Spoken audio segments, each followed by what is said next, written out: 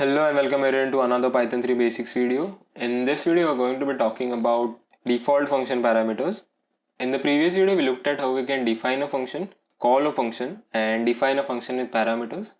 So generally we define a function with the def keyword and the function name. So let's say example, and to define a function with parameters we define the parameters in the round brackets. So let's say num1 and num2 and then the colon, and let's print num1 and num2.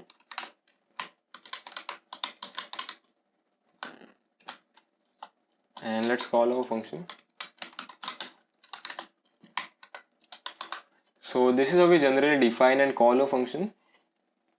Now we know that we cannot pass more than two values. So if we do this, it will show us an error because we only define two parameters.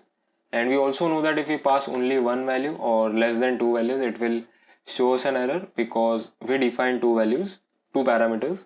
Now if we only want to pass one value, we can default the parameters to some value.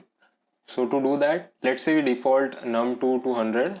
So num2 equals 100. So now this is a default parameter and its default value is 100. And if we don't pass any value to num2, it will default to its value, which is 100. So if we run this, it will print 1 and 100. So let's run this. And you can see it prints 1 and 100. And now if we pass some value, so let's say 1 comma 5. So this 5 will override this value and num2 will now print 5. So let's run this. And sure enough, it prints 1 and 5. So you can have as many default values as you want, but make sure to define all your non-default parameters before the default parameters. So if we define a non-default parameter after the default parameter, so let's say we do this, it will cause an error. Let's try running this, and you can see it says non-default argument. So this is the non-default argument follows default argument. So the non-default argument follows the default argument. So this is not valid in Python. So let's change this back. And now if we run this, it should work. And you can see it prints 1 and 5. So you need to keep in mind the order of default and non-default arguments. Now we can even define parameters on multiple lines. So this is valid in Python. You can experiment with it if you want. Now let's talk about list as a parameter. So let's clean this up. Now if you want to pass a list as a parameter, the procedure is the same. So let's define, let's say ex, and let's say fruits for a in fruits. So this is the for loop to print the items in the list fruit. So let's call our function. Now when we call our function, we pass some list. So let's say apples and bananas and cherries. So let's run this and it should print apples, bananas and cherries.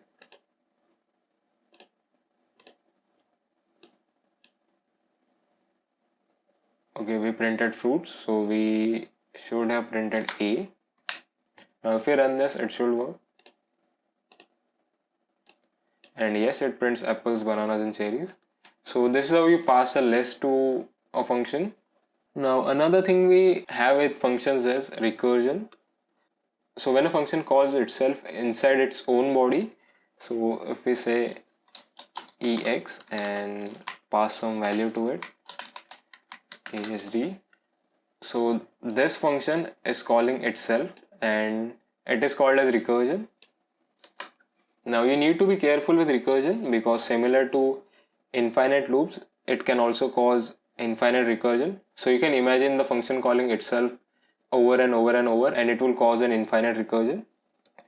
So let's see an example for recursion and let's try to print 1 to 100 with recursion. So let's say def recur and x. So I will type this code out and then explain it to you guys. So let's say if x is less than equal to 100, print x, and we'll then increment the x by 1. So let's say x plus equals 1, and then we'll call our function again and pass x to itself again, and let's call our function from the outside. So let's say recur and let's pass 1. Now when we call our function, we pass the value 1. So now x contains 1. 1 is less than equal to 100, so it will print 1, and 1 plus 1 is 2. So when we call this function again, so this will pass 2. Now 2 is less than 100, so it will print 2. 2 plus 1 is 3, so this will pass 3. Now 3 is less than equal to 100, so this will go on, and if we run this, it should print 100.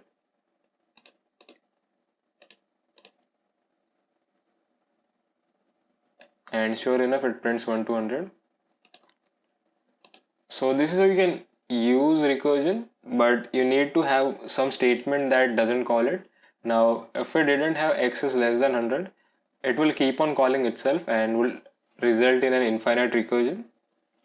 So this is going to be all for this video. This video was mainly for function with default parameters, but we covered recursion as well. Now if you have any questions, feel free to leave them in the comments below, and as always, thanks for watching. Subscribe if you liked it, and until next time.